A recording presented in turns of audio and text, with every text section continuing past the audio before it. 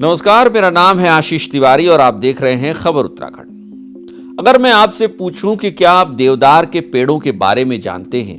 क्या आपने कभी देवदार के पेड़ों का नाम सुना है? क्या कभी आपने देवदार के जंगलों के बारे में सुना है? क्या आपने कभी देवदार के पेड़ों की महत्ता के बारे में सुना है? आप सोचेंगे कि आखिर ये कैसा सवाल है। इस तरीके के सवाल पूछने की हिमाकत भी कोई कैसे कर सकता है, और खास तौर पर उत्तराखंड के लोगों के सामने तो इस तरीके के सवाल आखिर कैसे पूछे जा सकते हैं। देवदार, जिसमें देवताओं का वास होता है, वो ऐसा पेड़। अगर मैं आपसे कहूं कि देवदार के पेड़ आपके घर के आसपास, आपके जंगलों के आसपास हों, जंगलों में हों और उसको काटने की तैयारी कर रहे हैं, तो क्या आप चुप बैठेंगे? मुझे पूरा यकीन है कि आप चुप बिल्कुल नहीं बैठेंगे, क्योंकि देवदार के पेड़ों को काटना इतना आसान होता नहीं है, या कहिए कि पेड़ जो देवदार के होते हैं उन्हें कभी काटने की हम सोचते भी नहीं है, और इसके खिलाफ हम पुरजोर आवाज उठाएंगे। लेकिन हैरानी है कि हमारे सांसद, जो उत्तराखंड के सांसद हैं, वो इस मसले पर चुप्पी साधे हुए हैं। आज इसी मसले पर चर्चा करेंगे इस वीडियो में। दरअसल देवदार की चर्चा इसलिए भी करना जरूरी है, और पिछले कुछ दिनों में जिस तरीके से देवदार की महत्ता हमको समझ में आई है, उसके बाद इसकी चर्चा करना जरूरी हो गया था। और यही वजह थी कि हमने सोचा कि इस पर एक वीडियो आज बना लेते हैं और आपके साथ ये विषय रख लेते हैं। दरअसल उत्तरकाशी के हर्षिल के आसपास के एक बड़े इलाके में, तकरीबन 20 किलोमीटर का इलाका है हर्षिल के आसपास, जो नेशनल हाईवे से मिला हुआ है, उसमें 41 हेक्टेयर के आसपास के इलाके में डिफॉरेस्टेशन की इजाजत दी गई है। ये जो डिफॉरेस्टेशन की इजाजत दी गई है, इसमें डिफॉरेस्टेशन किसका होगा ये जानकर आपको हैरानी होगी। इसमें बड़े पैमाने पर 6822 जो पेड़ हैं, देवदार के पेड़ हैं, उनको या तो काट दिया जाएगा या उनको ट्रांसलोकेट किया जाएगा। अब ये सरकारी भाषा है कि उन्हें काटा जाएगा या फिर उन्हें ट्रांसलोकेट किया जाएगा। ट्रांसलोकेट का मतलब कि एक जगह से दूसरी जगह लगा देना, उसको उखाड़ के दूसरी जगह लगा देना।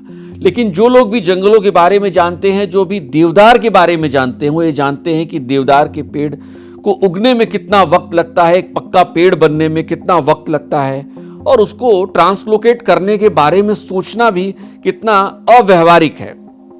लेकिन जो सरकारी फाइलों में लिखा है वो मैं आपको बता रहा हूं। हर्षिल और आसपास के इस इलाके में जब 6822 देवदार के पेड़ों को काटने या फिर ट्रांसलोकेट करने की चर्चा सामने आई, वो भी इसलिए कि उस जो पूरे इलाके से गुजरता हुआ नेशनल हाईवे है, उसकी चौड़ाई को और बढ़ा दिया जाए, उसको और चौड़ा कर दिया जाए, ताकि सामरिक दृष्टि से जब हम चीन की सीमा तक जाते हैं तो हमारी जो सेनाएं हैं, जो उनको आने जाने में, उनकी टुकड़ियों को आने जाने में आसानी हो। ये कहा जा रहा है, सरकार कह रही है कि उनके लिए सामरिक महत्व का चूंकि ये पूरा इलाका है, इसलिए जरूरी है कि इस पूरे इलाके में सड़क को चौड़ा कर दिया जाए। लेकिन इस बात का विरोध हो रहा है, और होना भी चाहिए। पहाड़ के कई लोग उत्तरकाशी के देवदार के जंगलों को काटने के विरोध में उतर आए हैं। आपको जानकर हैरानी होगी कि राष्ट्रीय स्वयंसेवक संघ के भी कुछ लोग ऐसे हैं जो चाह रहे हैं कि देवदार के ये जंगल न कटे, और जाके वहां पर रक्षा सूत्र बांध रहे हैं। स्थानीय लोग तो चाहते ही नहीं है कि देवदार के ये जंगल कटे, क्योंकि धराली की जो आपदा आई है उसके बाद से देवदार के जंगलों का महत्व सबको और समझ में आ गया है। लेकिन इन सारी चर्चाओं के बीच, रक्षा सूत्र बांधने के बीच, विरोध के बीच, एक कहानी और भी है जिसकी चर्चा करना बहुत जरूरी है, और वो ये है कि देवदार के इन जंगलों को काटने की तैयारी चल रही है, लेकिन हमारे उत्तराखंड के सांसद इस पूरे मसले पर चुप्पी साधे हुए हैं। ऐसा मौन साधे हुए हैं मानो उनको इसके बारे में पता ही न हो। ये सोचकर हैरानी होती है, क्या ये देवदार उनके नहीं है? क्या ये देवदार के जंगल उनके नहीं है? क्या देवदार के पेड़ों से जुड़ी हुई आस्था, उनका महत्व उनका नहीं है? और आखिरी सवाल ये कि क्या देवदार के जंगलों को बचाने की जिम्मेदारी उनकी नहीं है? ये उनसे मेरा आखिरी सवाल है। और मुझे लगता है कि न सिर्फ मेरा आखिरी सवाल है, बल्कि तमाम उत्तराखंडियों का भी ये सवाल है अपने चुने हुए प्रतिनिधियों से, अपने सांसदों से, अपने विधायकों से, जल जंगल जमीन की बात करने वाली उस सत्ता से, उस सरकारी सिस्टम से, कि क्या देवदार के जंगलों को बचाने की जिम्मेदारी सिर्फ लोगों की है? क्या रक्षा सूत्र बांधने की जिम्मेदारी सिर्फ लोगों की है? क्या कोई ऐसा तरीका नहीं निकाला जा सकता जिसमें देवदार के 6,822 पेड़ों को काटने या फिर ट्रांसलोकेट होने से बचाया जा सके? क्या कोई ऐसा तरीका नहीं निकल सकता है जिसमें इस सड़क को चौड़ी किए बिना ही हम सामरिक महत्व की इस सड़क पर आवागमन को और बेहतर बना पाएं? आपको याद होगा, एक कहानी आपको याद दिलाता हूं। बहुत पहले की बात है, उत्तरकाशी में विल्सन नाम का एक अंग्रेज अफसर हुआ करता था। उस अंग्रेज अफसर ने लगभग 600 एकड़ में 2 लाख से अधिक देवदार के पेड़ों को काट दिया था। सब चुप रहे थे, कोई नहीं बोल पाया था, क्योंकि उस समय अंग्रेजों की सत्ता थी, अंग्रेजों का शासन था, और अंग्रेज जो चाहते थे वो होता था, उसके खिलाफ कोई आवाज नहीं उठाता था। ये विल्सन का जिक्र करना आज यूं ही मन में आ गया कि जब देवदार के पेड़ों की बात हो रही है तो विल्सन का जिक्र कर ही लिया जाए। लेकिन दौर अब बदल तो चुका है, ये हम मान तो रहे हैं, लेकिन इसके बावजूद देवदार के पेड़ों से ऐसी दुश्मनी निकाली जाएगी, क्या आपने कभी सोचा था? और याद कीजिए कि कुछ समय पहले जागेश्वर धाम को जाने वाले रास्ते को भी लेकर इसी तरीके की बात सामने आई थी, जब यह कहा जा रहा था और पुरजोर कोशिश की जा रही थी कि उस रास्ते को चौड़ा करने के लिए भी देवदार के घने जंगलों को काट दिया जाएगा ताकि सड़क चौड़ी बन सके और लोग बहुत आसानी से गाड़ियों से आ जा सके। क्या पहाड़ इतनी तेज चलने वाली गाड़ियों के लिए बने हुए हैं? और वो भी क्या देवदार के पेड़ों की कुर्बानी देकर, उनका बलिदान देकर क्या इन सड़कों को चौड़ा किया जाना चाहिए?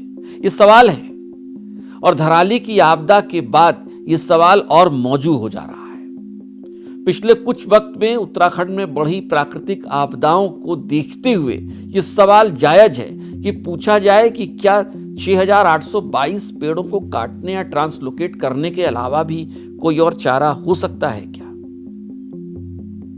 इस वीडियो में हम बहुत सारी लच्छेदार भाषा का इस्तेमाल भी नहीं कर रहे हैं और सीधा सपाट सवाल आपके सामने भी रख रहे हैं कि क्या रक्षा सूत्र बांधने की जिम्मेदारी देवदार के पेड़ों पर सिर्फ आपकी है? क्या सरकारी सिस्टम से ये उम्मीद की जा सकती है कि देवदार के इन जंगलों को, जिन जंगलों को बनने में ही बरस लग जाते हैं, कई बरस, एक पीढ़ी खत्म होती है तब जाकर देवदार का एक पक्का पेड़ हम देख पाते हैं, 40-50 साल बाद एक देवदार का बड़ा पेड़ हम देख पाते हैं। क्या इन पेड़ों को इतनी आसानी से काट दिया जाए? और वो चुप्पी जिसका जिक्र मैं इस वीडियो के जरिए करना चाह रहा हूं, आपको जानकर हैरानी होगी कि संसद में एक सांसद ने देवदार के इन जंगलों को काटने की बात उठाई, लेकिन वो सांसद उत्तराखंड का नहीं था, वो सांसद सत्ताधारी दल का भी नहीं था। राज्यसभा में ये बात उठी और राज्यसभा में ये बात उठाई एक ऐसे सांसद ने जो यहां का है ही नहीं, जो कभी बिहार से सांसदी लड़कर आता रहा और इस वक्त राज्यसभा में है। आप सोचिए कि हमारे राज्य के वो चुने हुए प्रतिनिधि जो संसद में हैं, वो किस तरीके से चुप बैठे हुए हैं। क्या उनका ज़मीर गंवारा कर रहा होगा कि वो देवदार के जंगलों के बारे में एक शब्द न बोले? ये सवाल पूछना चाहिए, ये सवाल जायज भी है, और शायद उत्तराखंड के लोग भी ये सवाल पूछना चाहते हैं कि क्या देवदार के जंगलों की जिम्मेदारी हमारे चुने हुए प्रतिनिधियों की नहीं है? क्या देवदार के जंगलों को बचाने की जिम्मेदारी सिर्फ इलाकाई लोगों की है? आपको क्या लगता है, ये जिम्मेदारी किसकी है? कौन बचाएगा देवदार के इन जंगलों को? और वो भी तब जब इको सेंसिटिव जोन है, ये पूरा भागीरथी इको सेंसिटिव जोन है, और वहां पर इतनी बड़ी तादाद में पेड़ों को काट दिया जाएगा और सब चुप बैठे हैं, कौन बचाएगा इन देवदार के जंगलों को? क्या अब ईश्वर को ही उतर के इन देवदार के जंगलों को बचाना होगा? कमेंट बॉक्स में अपनी बात जरूर रखिएगा। चलते चलते अगर चैनल को सब्सक्राइब नहीं किया है तो चैनल को सब्सक्राइब करना, बेल आइकन दबाना बिल्कुल ना भूलें। हमारे तमाम और वीडियोस को देखने के लिए डिस्क्रिप्शन में लिंक को जरूर देखें। नमस्कार।